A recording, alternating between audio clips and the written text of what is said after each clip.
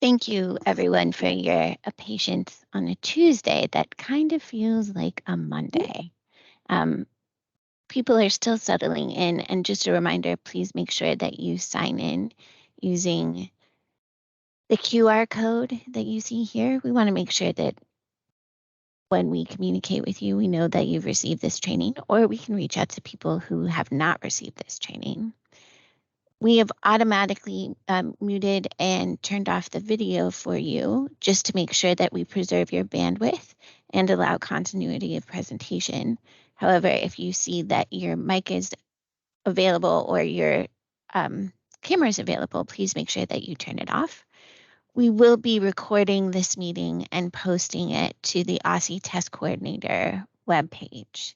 The slides will likely be posted first, followed by the recording. So if you or a colleague would like to review or be introduced to this content, it will be made available to you.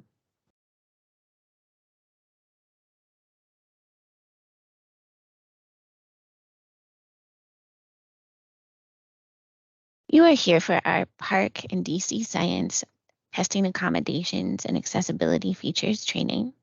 Like most of our presentations, we'll begin with an overview or introduction to our statewide assessment, and then specifically PARCC and DC Science.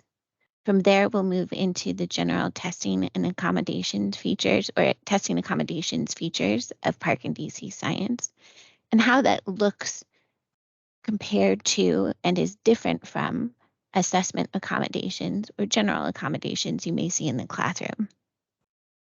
We'll help guide you through identifying accommodations for individual students and dissecting specific accommodations that may appear for PARCC and DC Science. We'll conclude then with any resources or recommended resources to help you prepare for your student registration, that's SR, and P&P, personal needs profile, uploads for your students. If at any point you have questions, please feel free to drop them in the chat, and one of us will either answer it directly in the chat or through the presentation.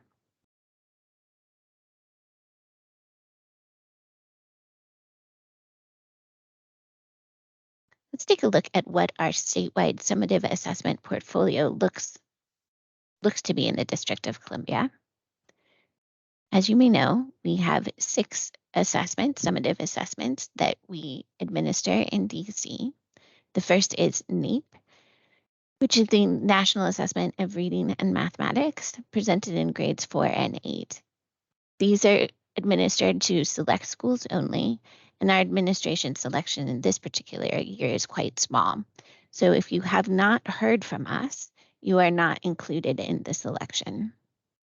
The second assessment is WIDA, or Access for ELS. This assessment is given to English language learners to determine proficiency levels in grades K through 12. This is the beginning of our major testing season, and that testing window opens, as you probably know, quite shortly. The second assessment is PARCC, or the Partnership for Academic Readiness for College and Careers. Almost got that out without stumbling. PARCC is our summative assessment for ELA in mathematics, given to students in grades 3 through 8 and select high school courses. It has a partner program for students with significant cognitive disabilities, and that is MSAA. MSAA is our alternative ELA and mathematics test given to students in grades 3 through 8 and 11. We then have DC Science, which is our science summative assessment administered to students in grades 5, 8, and high school biology. Its companion for those students with significant cognitive disabilities is DLM in grades, which is administered in grades 5, 8, and high school biology. Throughout the course of this academic year or school year, we have assessment windows for each of these major summative tests. As I mentioned earlier, Access is our first and begins shortly, February 13th, followed by MSAA and DLM, and then finally, what you're here for, PARCC and DC Science.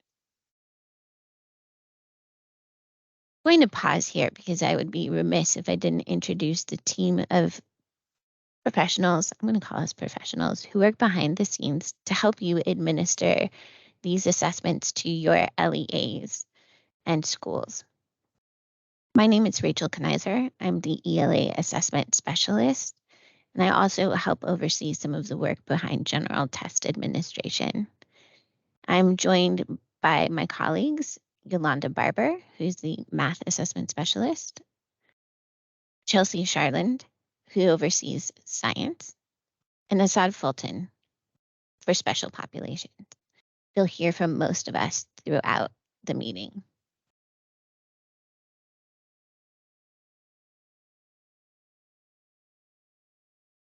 This particular slide outlines the activities that you will be conducting throughout the school year and divides the responsibilities between the LEA assessment manager, LEA test coordinators, school-based test coordinators, OSSE staff, and even some technology staff.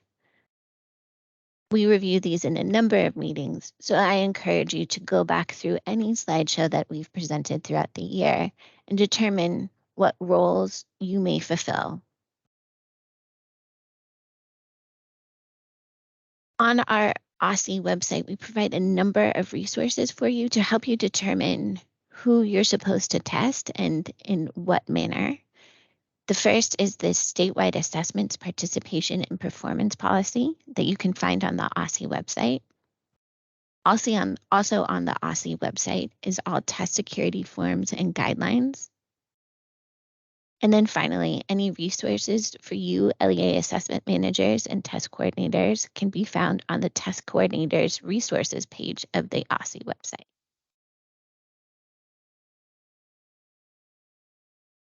We'll transition now into a general introduction for PARCC and DC Science.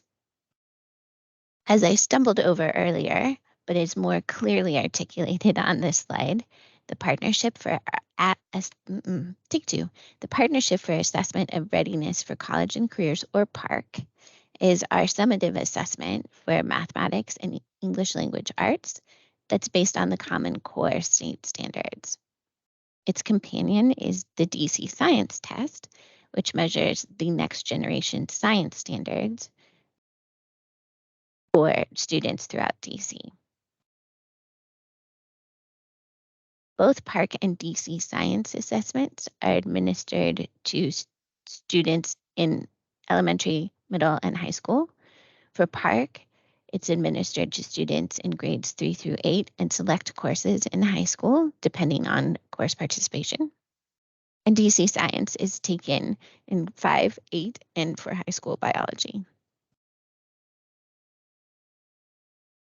In order to administer these tests, we use 2 different platforms. The first that you see on the left is TestNav 8. That's the student testing platform. That's the platform through which they will receive and take the test. The second platform is Pearson Access Next. That's the test administration management platform. That's where you upload all of your records, adjust students' registration, and as we'll explain in a little bit, outline their accommodations and accessibility features.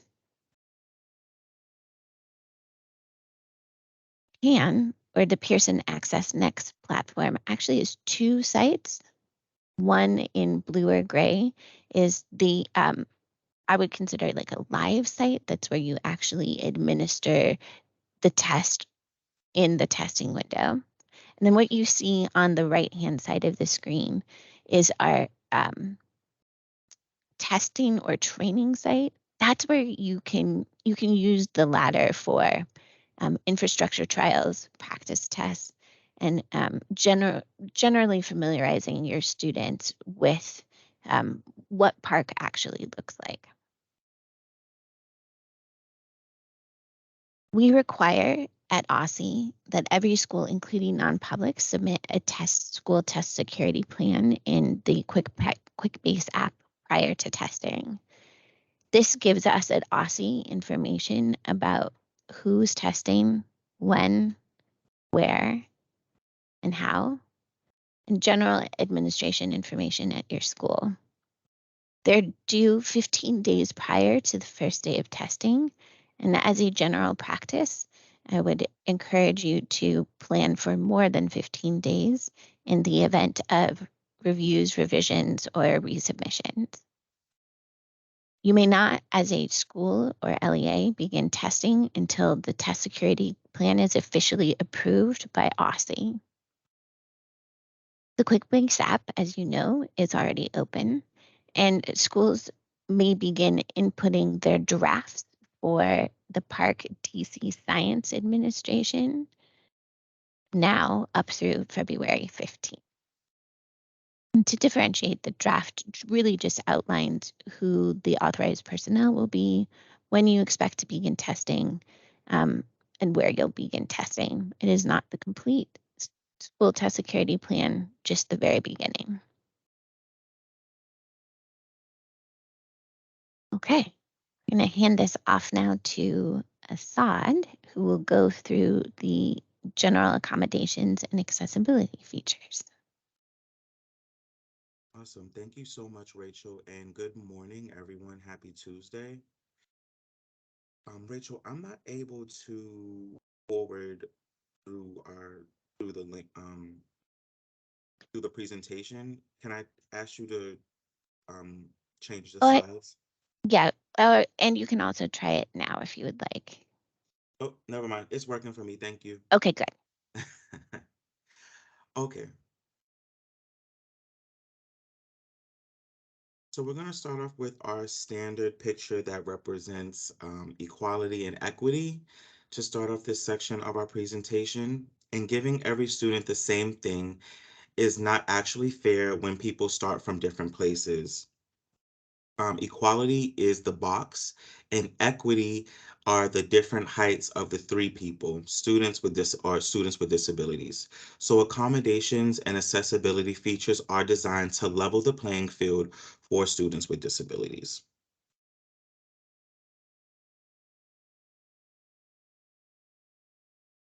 So according to the PARCC and DC Science AFNA manual, accessibility features are tools, preferences, or administrative considerations that are either built into the assessment system or provided externally by test administrators.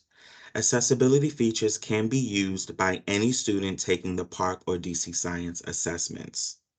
Accommodations are adjustments to the testing conditions, test format, or test administration that provide equitable access during assessments for students with disabilities and students who are ELs. The key distinction is that students with disabilities are legally entitled to accommodations. Accommodations are only available to students who have them documented in a current individualized education program, IEP, Section 504 plan, or EL plan, English Learner Plan.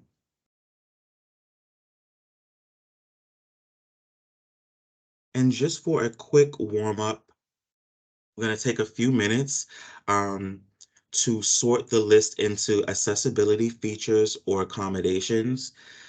You can jot them down if you have a notepad near you. If you want to put them in the chat, please feel free. But we'll just take like a few moments just to sort this small list out into accessibility features and accommodations. And I'll ask anyone if they want to share in a few minutes, and I'll also show the answers as well.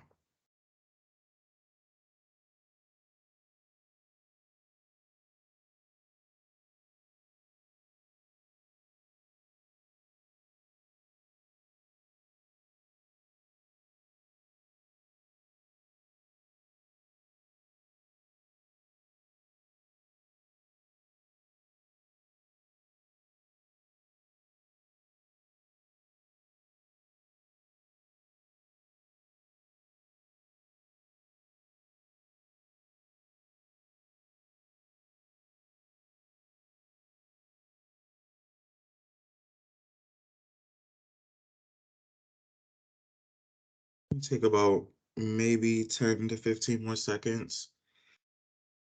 Did anyone want to share, or should I just continue forward?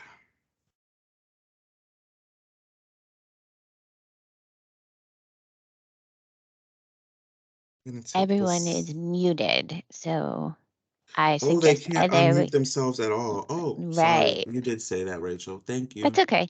So I would say share or um, see if Yeah, someone wants I to pop can it in the chat. see if anyone wants to pop it in the chat, but if not, I'll just continue.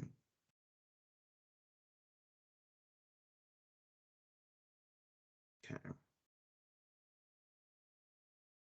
So here is the list and how we sorted it. Individual testing is an administrative consideration available to all students and does not require specific documentation. It is included in the accessibility feature of small group testing and has a space to document it in the SR and PMP, and you will see it in column BC. That will make sense in a second. Like,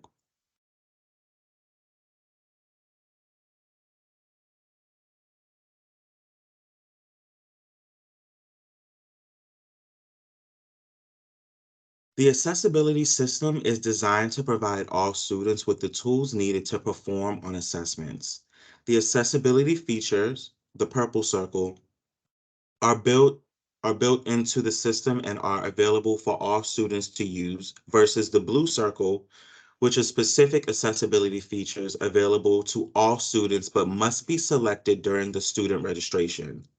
The teal circle represents a smaller number of students that have accommodations available to them that are highlighted in their IEP 504 or EL plans, as well as the PMP or personal needs profile.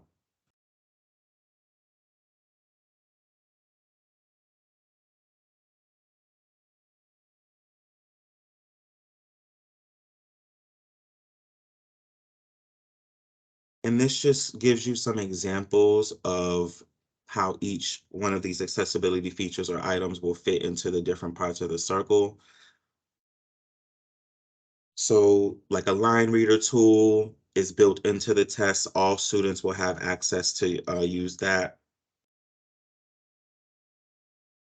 Text to speech for the math assessment is an accessibility feature that needs to be identified in advance.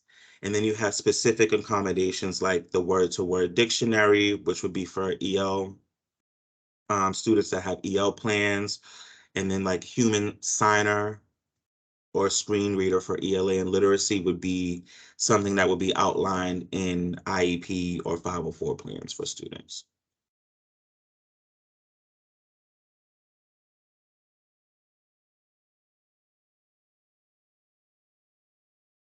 So breaking down the teal circle even more, here are the different categories of students that would fall into that.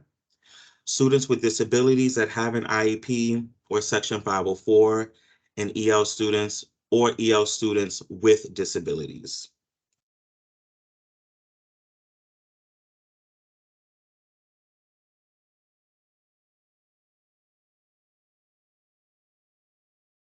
Now we're going to move on to classroom versus statewide assessment accommodations.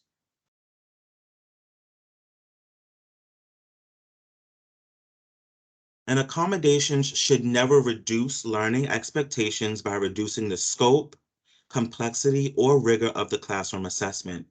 Accommodations should provide equitable access during instruction and assessments, mitigate the effects of a student's disability, not reduce the performance expectations, and not change the construct being assessed.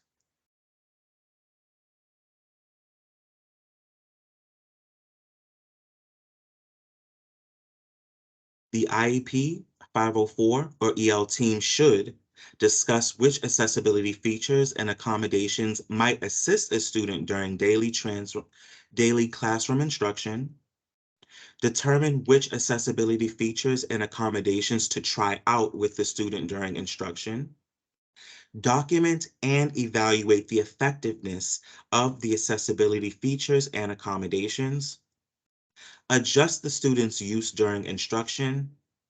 Determine which accessibility features and accommodations to use on Park and DC Science based on classroom results.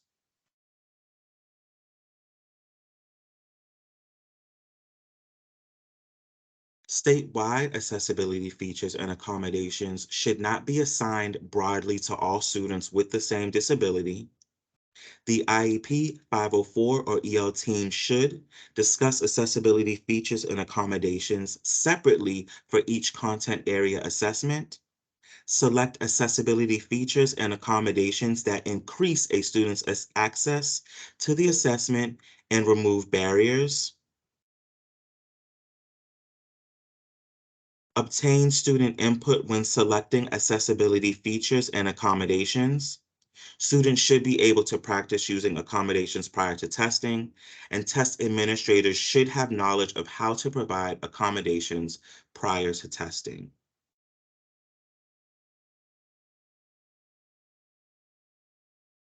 And lastly, we want to avoid using a kitchen sink method that provides students with unnecessary or mutually contradictory accommodations. Examples of this would include ASL video and a human signer, text to speech and a human reader. We want to ensure that test administrators know that accommodations need to be provided for students in their session, which accommodations need to be provided to students in their session. And test administrators may need to be trained to learn how to deliver specific accommodations without compromising content.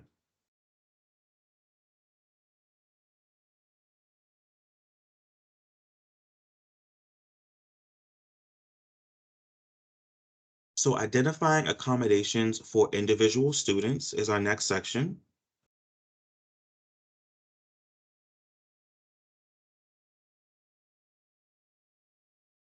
And here's our decision-making process. There are several considerations for selecting assessment accommodations for students with disabilities, ELs, and ELs with disabilities.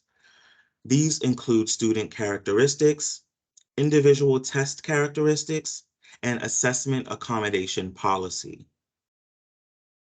The next slides are going to provide more detail for which of the three for each of the three considerations that we have listed here.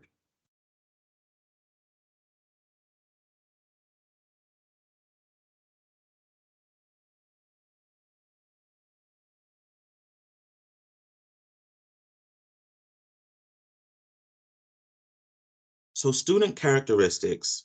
A student characteristic and access needs a student sorry, excuse me, student characteristics and access needs impact the selection of accessibility features and accommodations. An example of this would be a student with visual impairment or VI. So we would be trying to figure out, does the student require Braille or large print, also known as LP, if you are looking at it in the back end.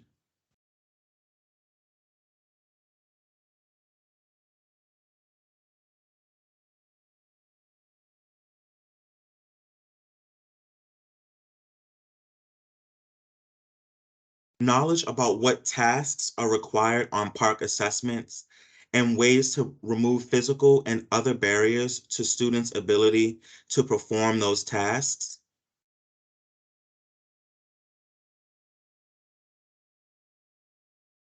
And talk about where they can find.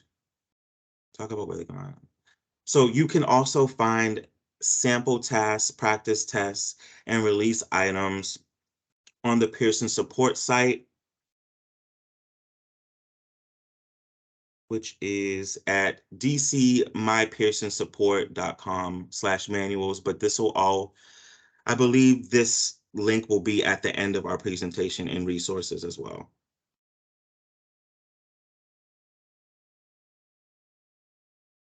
Okay, I'm going to the next slide. Accessibility features and accommodation policies. I want to emphasize the second bullet point, which accessibility features and accommodations are regularly used by students during instruction and assessments.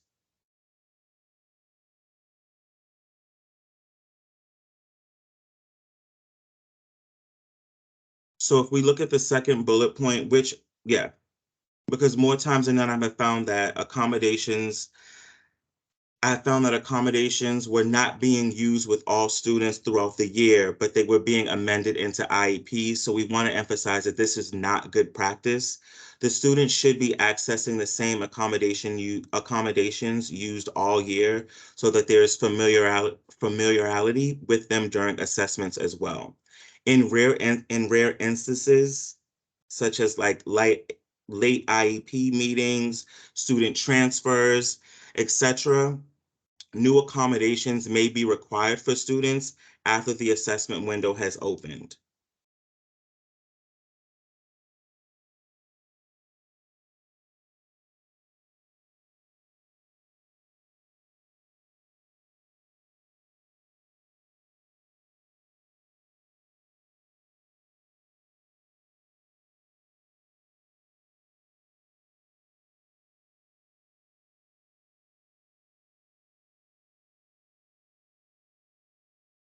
And should you need to update any accessibility features or accommodations, this slide would be particularly important. I wanted to emphasize the deadlines of February 21st and February 24th.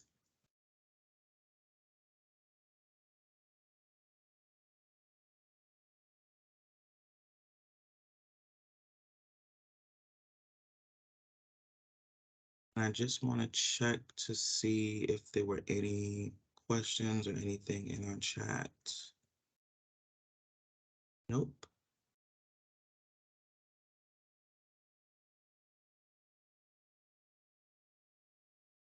And I'm going to hand it over to Chelsea, who will start talking about dissecting specific accommodations.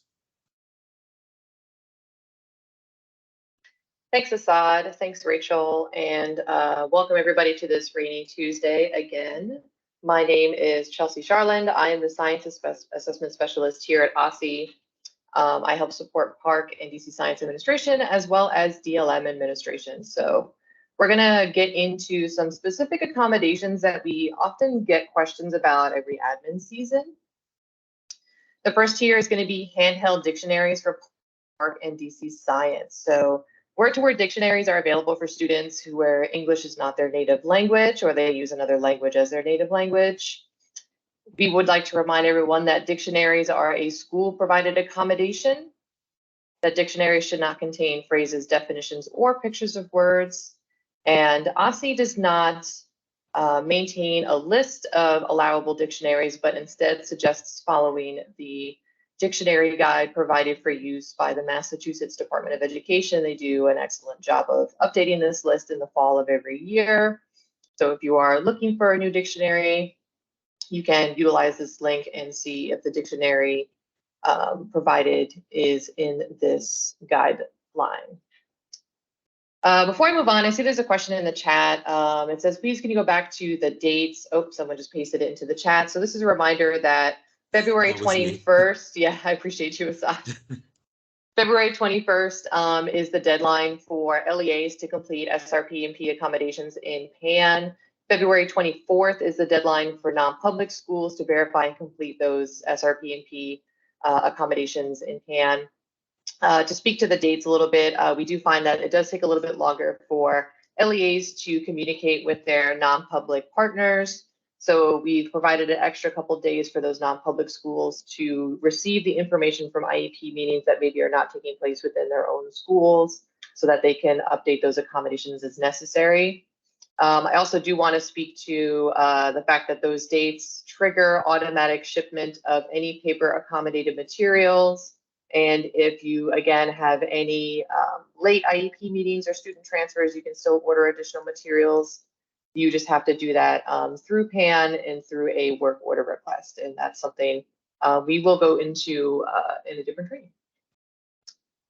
The presentation will be shared on the OSCE Test Coordinator webpage after today. Transcript will also be provided for this training within a couple business days, so you can find it there. And those will all be linked at the end of this presentation as well. Good question, Katie. She asked, is the February 21st deadline for accommodations that require paper materials, or is it a deadline for all accommodations? So we would suggest you try to have all your accommodations entered in by February 21st. However, it is only the trigger for your paper accommodations. So the first part of your question is correct. The February 21st date is the automatic shipping trigger for paper accommodations. But we do, again, encourage you to get your accommodations in as soon as possible. All right, I'm going to continue to the next slide. Welcome. So the next one we have here is read aloud for ELA literacy assessments, right? So this is text-to-speech, ASL video, human reader, human citer. And this is specific for PARCC ELA.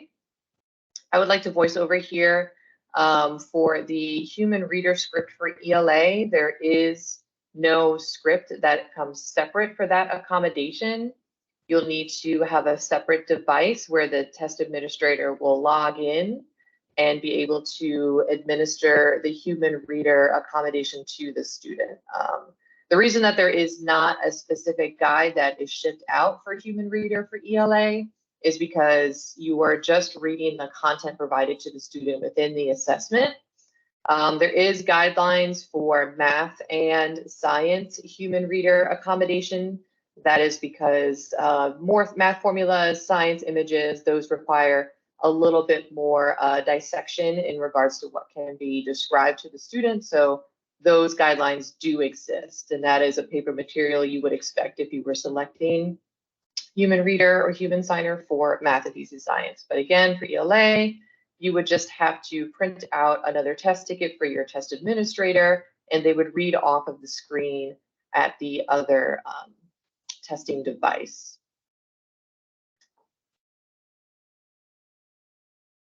Next, we have calculation device for non-calculator sections, and I should also speak to that this accommodation, as well as the previous one about human reader for ELA literacy assessments, is intended for students that have severe cognitive disabilities that limit or prevent their ability to perform those basic content knowledge tasks. So we do find that the calculation device on non-calculator sections, as well as the read aloud for ELA assessments, is a very limited accommodation for those students where it's very specific on their IEP or 504. I also want to speak to that there is a guidance document for allowable calculators for the PARCC and DC Science assessment, and that it can be found on the administration resources site that will also be linked at the end of this presentation and shared within this presentation is posted on the OSCE Test Coordinator page, but it is just your Pearson DC support site as well. Next, we have text-to-speech for mathematics. So this is a accessibility feature for mathematics. The student uses human reader, human signer, or text-to-speech to hear the test questions. This is just a reminder that there's a couple different ways that you can do this. So if we're using text-to-speech, which is embedded within the assessment platform and is a accessibility feature available to all students, that the student will need to be provided headphones and students can be tested together in one location. If the student is receiving a text-to-speech accommodation such as human reader or human signer, those students will need to be tested individually in order for the human reader to provide the appropriate directions, or if they are on the same form. So say, for example, if you have all of your 5th grade students who have human reader, they can be tested in the same location because the instructions from the test administrator remain the same.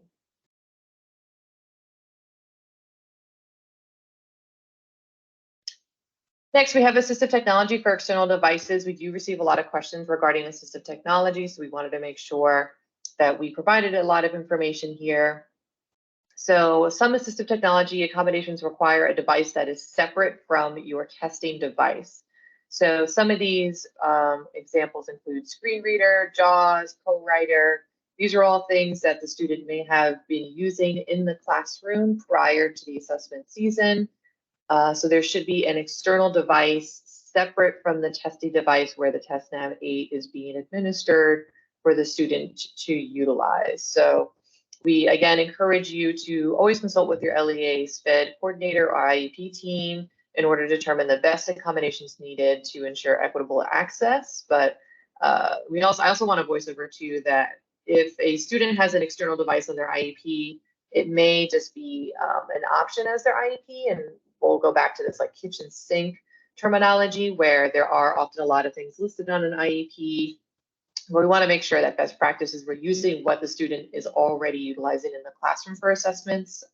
A new assistive technology device should not be added to an assessment if it's the first time they're ever utilizing this device.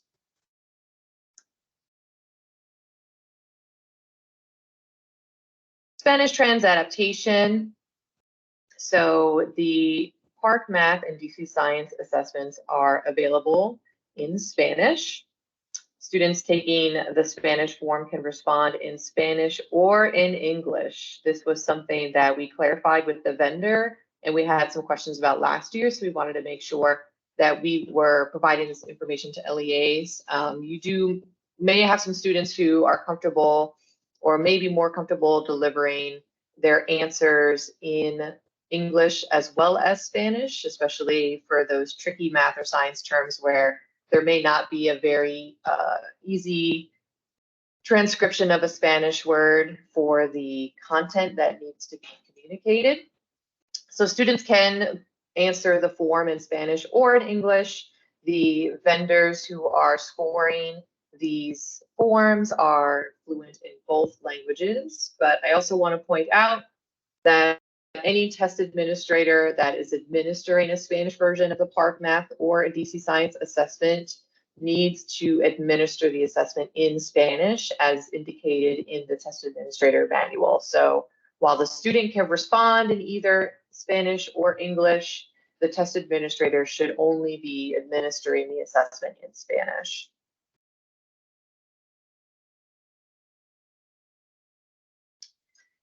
Just to break down an additional accommodation available for Spanish test takers, we do have Spanish text-to-speech available for PARCC Math, but not available for DC Science.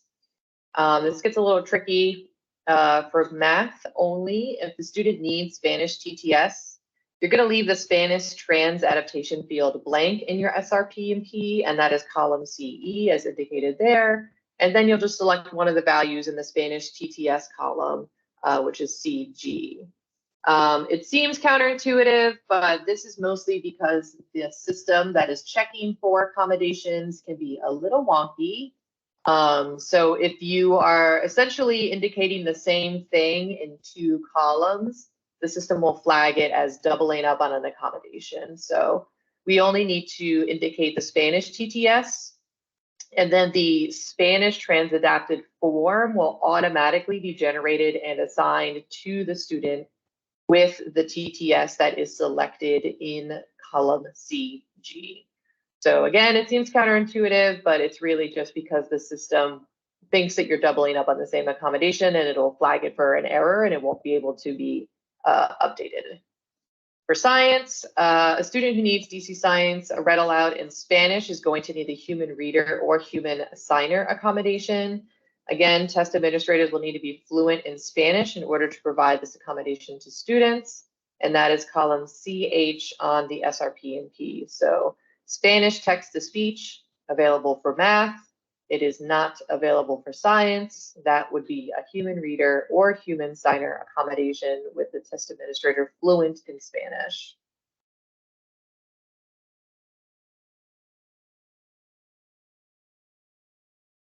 I'm going to go on next to unique accommodations. So the next two accommodation sections are a little bit more broad. So unique accommodations are for those students that require something that's non-standard and maybe is not listed in the IEP or does not change the construct measured by the assessment.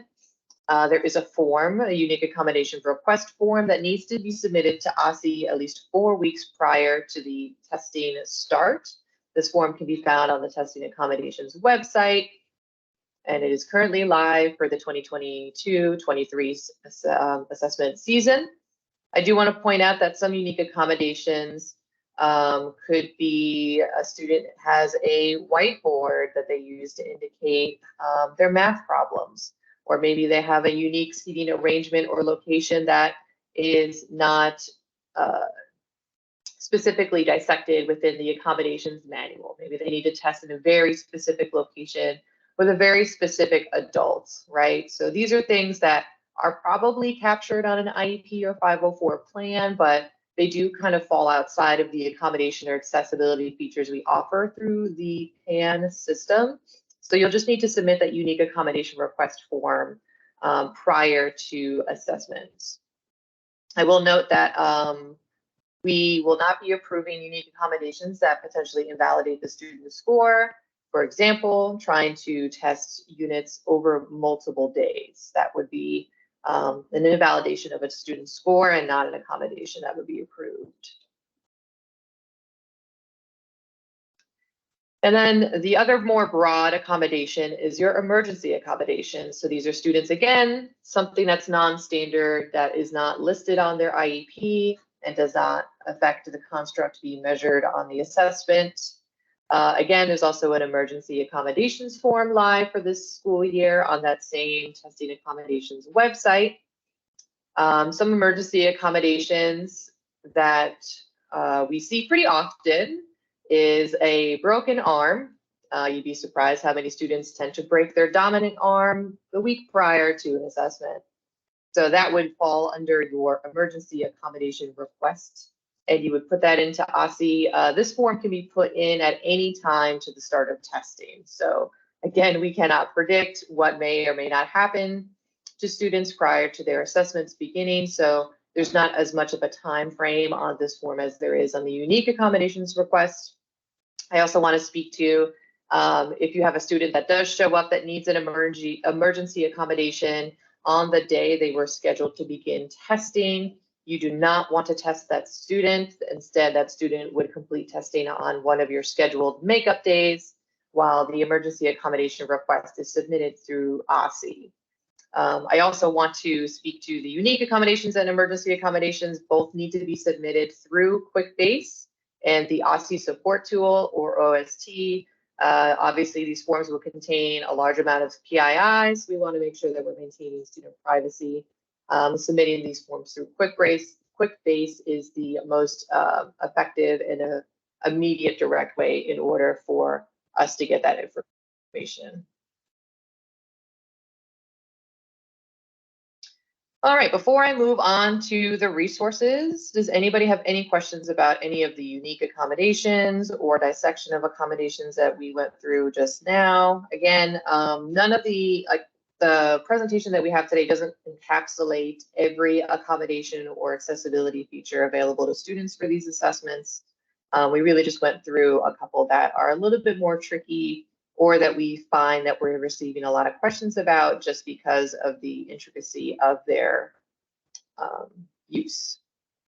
So I'm gonna give a little bit of a pause here to see if there's any questions that pop up in the chat before I move on to resources. Oh, got a question from Carrie. Did someone say science has a reader script like math does? Correct. So ELA is the only one that does not have a human reader script. If we do have read aloud as a accommodation feature. And again, that's because if you have read aloud for ELA, your test administrator is just reading the content off of the testing device. So they'll have a different device with a different ticket. So you'll have two devices there where the test administrator is reading the content directly from the secure test. Math and science does have a human reader script because there is some very particular language needed to describe equations, variables, science images, things like that. So there are scripts provided so that the test administrator is able to appropriately describe the content being assessed so that the student can understand it, and also so that the construct is maintained. You're welcome, Carrie. Next question. So if a student has human reader but not read aloud, the human reader cannot read the content from the test on ELA, correct? So again, the read aloud for ELA is a very, very specific accommodation that is an extremely small population of students in DC. ELA assessments are essentially measuring the content on the screen and the student's comprehension of that material. So human read aloud for ELA does kind of change what is expected of the student. So again, it's only those students who have a disability that severely limits or prevents their ability to access printed text by decoding. So if you do have a student that has read aloud for ELA, it needs to be documented on the IEP. And again, we find that it's a very, very small population of students in the district to require this accommodation. Good questions. I'll wait another moment to see if any others pop up in the chat.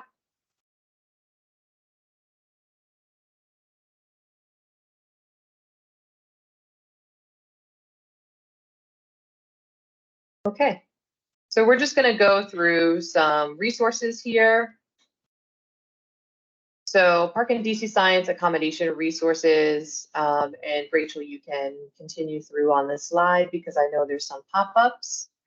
So there are resources available for LEAs to complete their SRP&P. And for those of you that are unfamiliar with SRP&P, that refers to the student registration and personal needs profile. I do want to remind LEAs that the student registration for grades 3 through 8 already exists in PAN. OSCE uploaded this information several weeks ago, so you are able to do a student registration export to get all of the SR portion of your SRP&P already formatted perfectly in an Excel table for you. So then you'll just be completing the P&P section of that document. So that's where you indicate any accessibility or accommodation features. That's also where you put in your test sessions as well as your test administrators. So the second half of the document, the P&P portion, is really what you're focusing on here. So some of these testing accommodation guides, otherwise known as tags, are available, as well as the SRP&P template and field definitions guide is available through PAN. So if you log into PAN, you would go to support, and there's a link that says documentation. And there you'll download the field definitions guide. This is an extremely helpful document because it outlines all of the expected values you should see in your SRP&P, what different numbers or alphanumeric characters you should be putting into the Excel document to indicate different accessibility or accommodations features. And then we also have the 8th edition of our AFNA manual. So our accessibility features and accommodations manual is posted on that same DC Pearson support site that we've been talking about so frequently. All of these documents, you can go to the next slide, Rachel.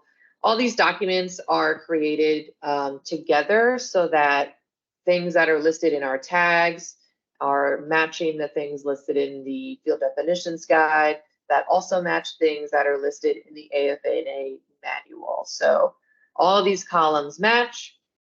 So if you have any questions about what accommodations look like, you want to further deep dive into how these accommodations or accessibility features are provided to students, you're able to use these documents as a crosswalk and be able to look into different materials and see what is expected for administering these different accommodations.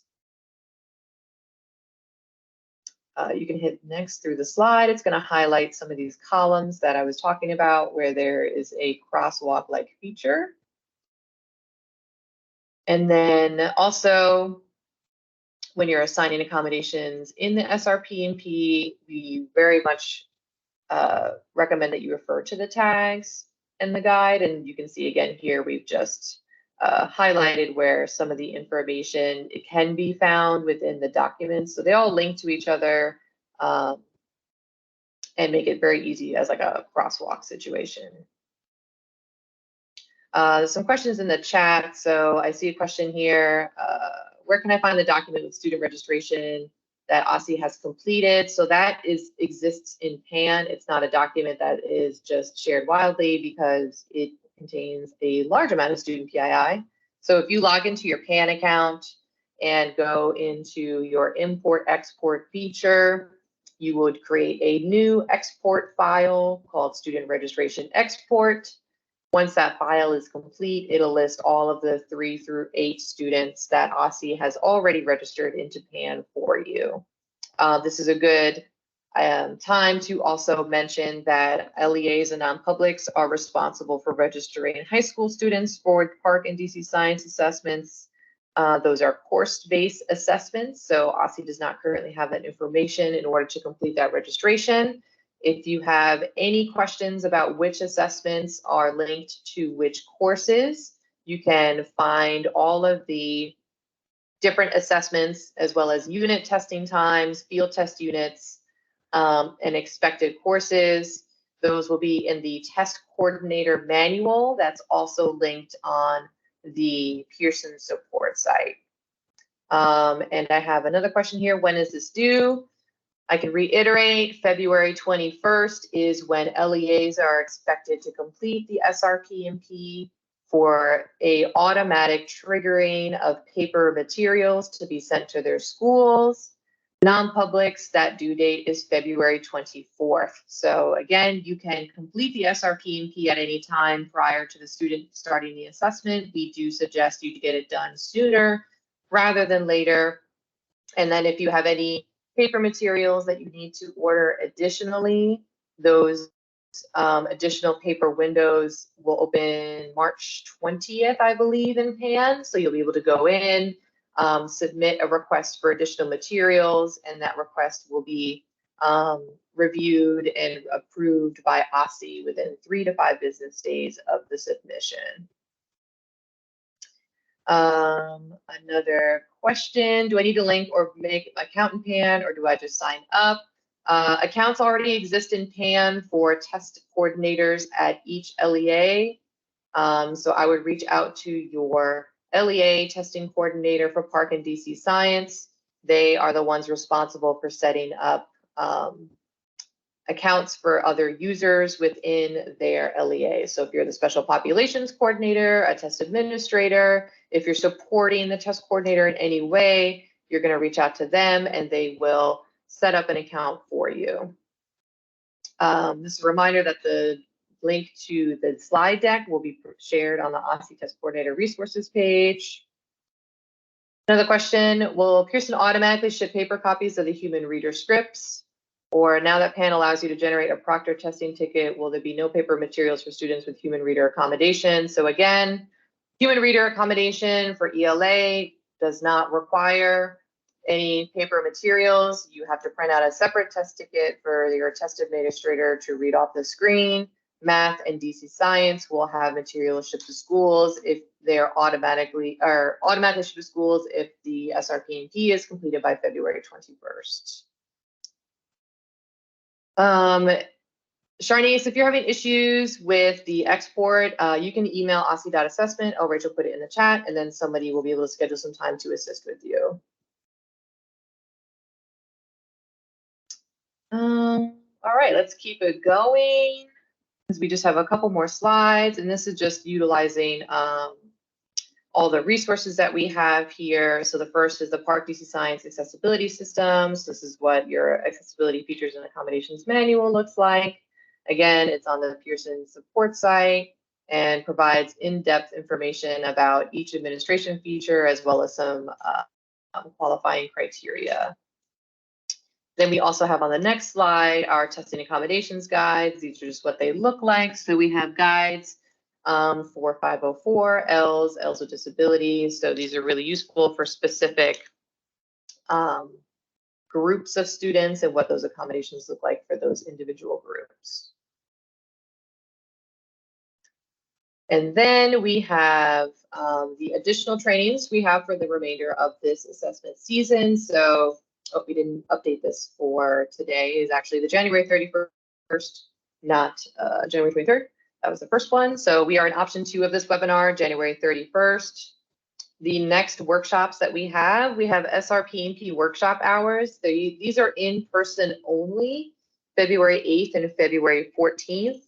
The SRP&P workshop is intended for you to bring any issues you have completing your SRP&P registration so that you can sit with a member of the OSCE assessment team and work out any issues you're having in order to ensure that all your students are registered. For those that need the automatic trigger for paper materials, we're not offering this one online because, again, student PII cannot be shared online. So if you are having issues completing your SRP&P and would like assistance in person, you can come to one of these 2 workshop hours, and there'll be several of us here to assist you. We also have a technology coordinator webinar. So this is designed for your tech coordinators at your school to allow them to see what responsibilities they have during all phases of the assessment cycle. Technical assistance during testing webinars on March 16th. And this is to help test coordinators and tech coordinators kind of troubleshoot any common technical assistance issues. And then the assessment closeout procedures is on May 11th. This is important so that you can see what is expected of your LEA in regards to assessment closeout and whether or not you will be expected to ship certain materials back, how it looks to ship materials back, how to close out sessions, how to officially end test sessions at your school, all of these things in order to kind of just close out the assessment season. And then the last slide here just has all of our different contact information. So depending on questions that you have, it may be easier to seek out individuals. Again, Assad oversees the special population. So any general special populations questions, you can reach out to Assad. Rachel oversees ELA. Yolanda oversees math. And I oversee science. If you have questions outside of PARCC or DC Science, you can also reach out to the OSCE assessment inbox. And you can see also we have contact here for Cassidy, who is our NAEP state coordinator. Again, if Cassidy has not emailed you, you should not email him. There's a very limited amount of schools participating in NAEP because it's an off year. So if you haven't heard about NAEP, don't worry about it. And then you see, as well as our Director of Assessments, Stephanie Snyder, and our Deputy Director of Assessments, Lauren Thompson's contact information is there. If you have questions regarding test security, school test security plans, any sort of policies at OSCE, you're going to want to reach out to them. Specifically, Lauren, if you have any questions regarding school test security plans, as well as quick base access to the school test security plan app. All right, so that's it. We really appreciate your time today. I'll pause for another moment to see if anybody has any questions in the chat. I'm also linking the sign-in sheet for today's training in the chat. So if you have not used this link to sign in, please indicate it now so that way we can track attendance. And a reminder that the meeting today, the training, and the PowerPoint will be posted on the OSCE Test Coordinator page within 2 to 5 business days.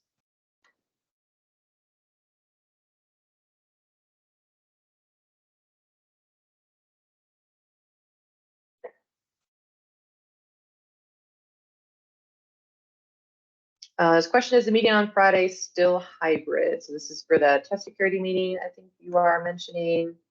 I'd have to look at if you go to the OSCE Test Coordinator page, you can see the testing schedule, and that also includes all of your registration links for all of the trainings, as well as the format for all of the trainings. So the training that we have on Friday would be February 3rd, and that is indeed hybrid. So you can choose to come to the OSCE headquarters in person, or you can attend online. Katie, you have a question about the text-to-speech. Let me scroll up. I found it. I have a specific question about speech-to-text, so text-to-speech.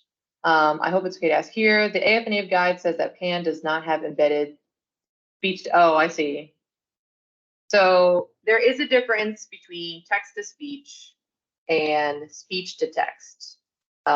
Text-to-speech is embedded in the system. That's when the assessment is read aloud to the student and they access that with headphones. Speech-to-text is when the assessment, or when the student is able to speak their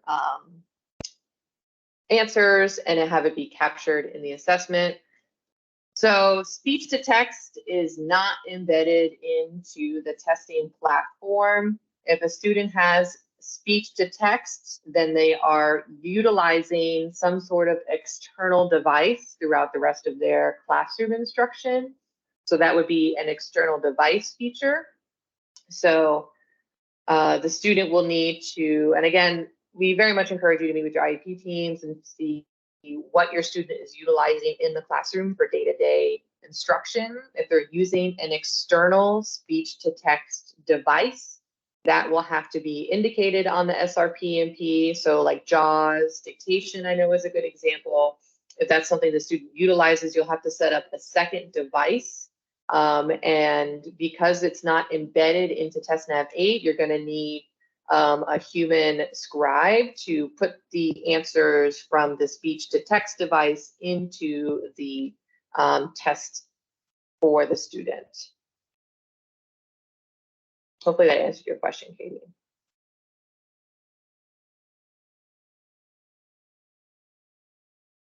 I'd have to look into the extension described in the definitions guide. I can't speak to it off the top of my head. If you want to email aussie.assessments and we can look into it further to make sure that it's accurate.